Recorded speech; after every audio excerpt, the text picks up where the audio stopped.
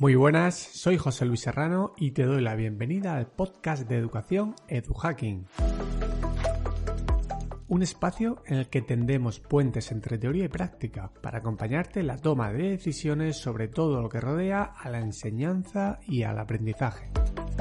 En definitiva, un programa sin recetas prefabricadas que te ayudará a entender la complejidad de la educación. En esta ocasión te dejo con un nuevo audioartículo titulado ¿Cómo manejar la motivación para estudiar un examen? A ver si te suena lo siguiente. Llegan los exámenes. Los estudiantes están estresados, cansados y sobre todo desmotivados. No encuentran utilidad en lo que tienen que estudiar.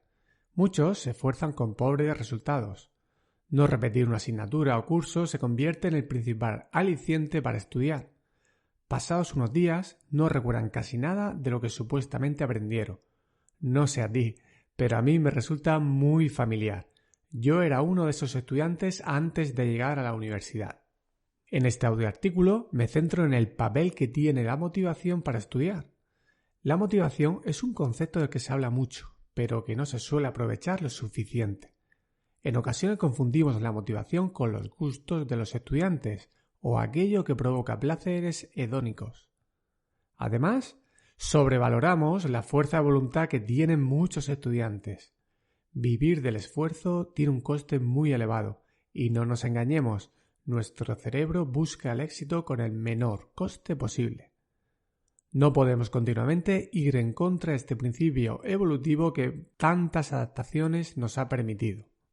Desde esta perspectiva, mostraré una serie de estrategias para que de manera motivada los estudiantes puedan retener la información que necesitan y convertirla en conocimiento que perdure lo máximo posible.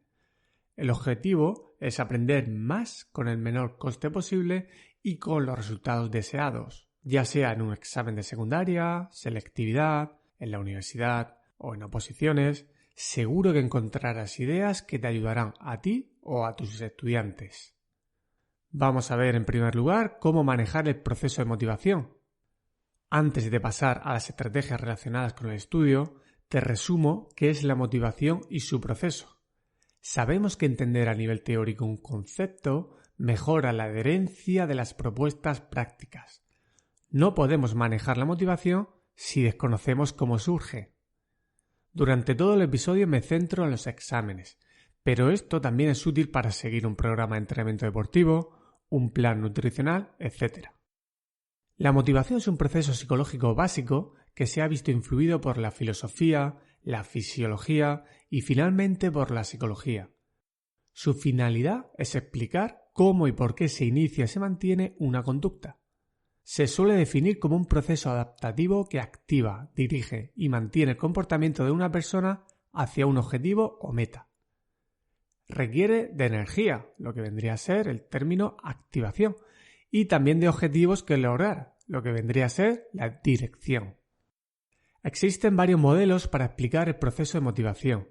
Personalmente, me gusta seguir el de Palmero y que puedes ver en una imagen elaborada por Saez y colaboradores en el artículo de blog de EduHacking, que tienes enlazado en las notas del episodio. Vemos dos momentos.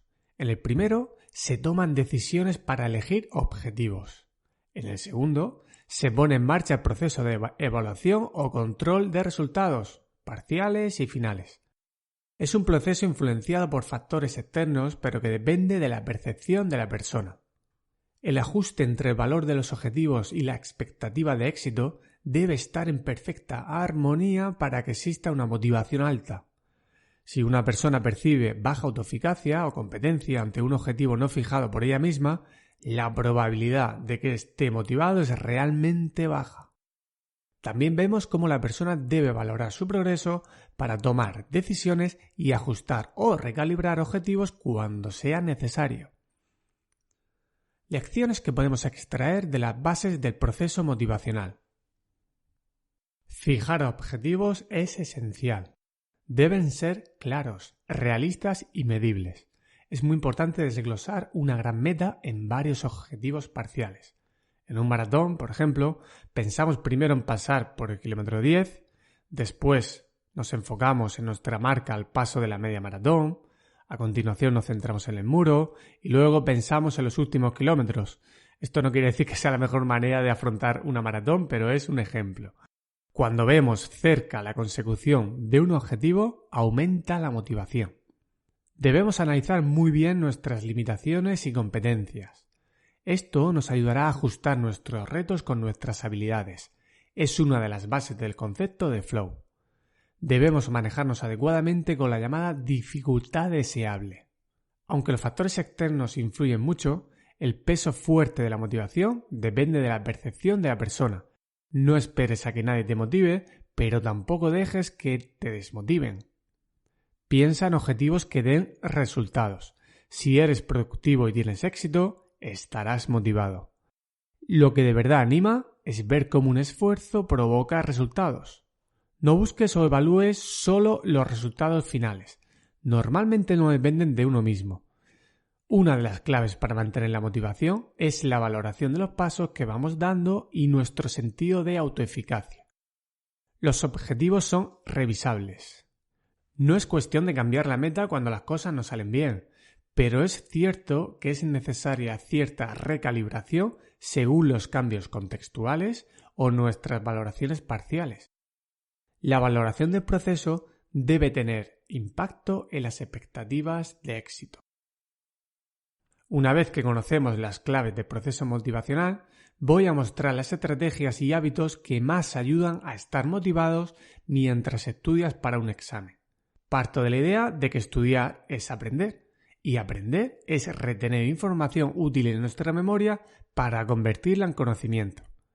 Si somos capaces de retener adecuadamente la información y hacer que sea útil, es muy probable que alcancemos nuestras metas y, por lo tanto, mantenernos motivados. 1. Planifica el tiempo de estudio. Crear hábitos reduce esfuerzo y automatiza muchas tareas. Busca un lugar tranquilo que sea utilizado solo para estudiar y, a poder ser, siempre el mismo lugar, aunque esto último realmente no es tan determinante. Ayudarás a que tu mente se ponga antes en modo de estudio. Elimina las distracciones y las autointerrupciones. Fija horarios cerrados en los que solamente estudies. Según nuestros relojes internos, en general, tenemos mayor capacidad cognitiva por las mañanas. 2. Fija objetivos parciales y mide el nivel de logro. Como parte de la planificación, debes fijar objetivos para cada sesión. Por ejemplo, leer el tema 1 y hacer un mapa conceptual en 2 horas. Cuando en una sesión cumplas tus objetivos, no sigas. Descansa según lo previsto. El descanso también se planifica y probablemente tiene que ser lo primero que se planifique. Estrategia número 3. Leer y subrayar no es suficiente. Por lo general, a nuestro cerebro no le gusta el esfuerzo. Sin embargo, aprender de verdad supone un coste energético alto. Esto hace que nos suele gustar más invertir el tiempo en leer los apuntes y subrayarlos. Pensamos que con esto ya estamos aprendiendo. Pues no, más bien estaríamos decodificando solamente. Necesitamos también almacenar la información y sobre todo evocarla. Un examen es todo un ejercicio de evocación, por lo tanto hay que practicarlo. 4. Evoca. La evocación consiste en tratar de rescatar de la memoria información almacenada en sesiones de estudio anteriores. Es una práctica incómoda y agotadora. No nos suele gustar, pero es altamente efectiva. Una buena manera de hacerlo es al inicio de cada sesión de estudio tratando de recordar lo visto los días anteriores. Luego comprueba lo que has sido capaz de recordar y lo que no. Cuanto más espacio haya entre la sesión de estudio y la práctica de evocación, más nos costará recordar la información, menos nos gustará la estrategia y más impacto positivo tendrá en aprendizajes efectivos. Tenemos que esforzarnos en saber diferenciar entre lo que nos gusta y lo que nos conviene. Aquí es donde hay que gastar las balas del esfuerzo, en lo que nos conviene. Estrategia número 5. Relaciona conocimientos. Mientras leas un texto, por ejemplo, trata de activar tus conocimientos previos y relacionarlos con la nueva información que tienes entre manos. Establece relaciones continuamente entre los diferentes temas y asignaturas. Los mapas mentales te pueden ser de utilidad, pero hazlos primero sin mirar los apuntes. Luego, comprueba si están completos, mirando tus materiales y evalúa aciertos y errores. Y la última, número 6, autoevaluación. Evaluarse a uno mismo, sin mirar materiales, es en sí una excelente estrategia de evocación. Recuerda que evaluar nuestros progresos nos ayuda a enriquecer el proceso motivacional. He seleccionado estas 6 estrategias. Si quieres profundizar más, te recomiendo cualquiera de los libros de Héctor Ruiz y la entrevista que le hice en el episodio 18 que te dejo en las notas de este audioartículo. En este audioartículo me estoy centrando en cómo estar motivados para estudiar en época de exámenes. Sin embargo, esto no es suficiente. Nuestra mente es un sistema complejo que depende de muchos factores para funcionar adecuadamente. Siempre me ha llamado la atención lo mal que se suelen cuidar los estudiantes en la época de exámenes. Se duerme menos, se come mal, se reduce el movimiento físico. Imagina un atleta que no cuida su alimentación días antes de su competición. Es una muy mala idea no cuidar nuestra mente continuamente, pero peor lo es cuando necesitamos un esfuerzo extra de nuestro cerebro. Y la época de exámenes lo es. Si vas en bicicleta cuesta abajo, irás rápido, pero tarde o temprano tendrás que pedalear. Ejercer esta fuerza requiere energía y que el material, cadena, pedales, ruedas, se encuentre en buen estado. No te cuides y verás afectado profundamente tu rendimiento ante un examen. La motivación y las estrategias de aprendizaje no podrán con todo. Te dejo algunas pautas básicas. La primera de ellas es descansa.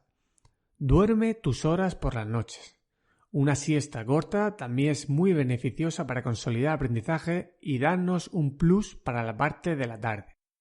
Haz descansos cortos pero frecuentes. Por ejemplo, cada 50 minutos descansa 5 minutos aunque no estés cansado.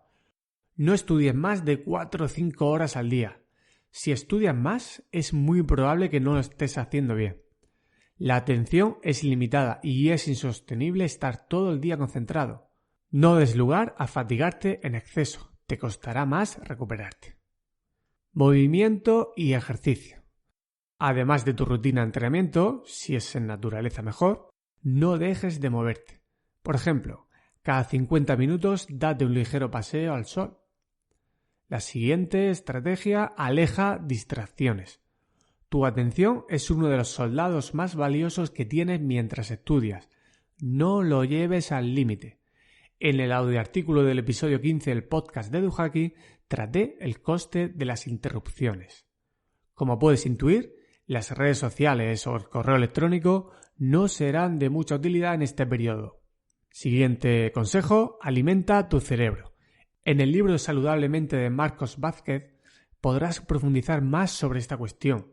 Por resumir muchísimo, algunos de los alimentos que según la ciencia mejoran nuestro rendimiento cognitivo podrían ser acelgas, espinacas, ensalada, arándanos, fresas, sardinas, salmón, merluza, cereales integrales, nueces, almendras, avellanas, huevos, aceite de oliva, café, cacao, té verde, cúrcuma, jengibre, ajo o canela.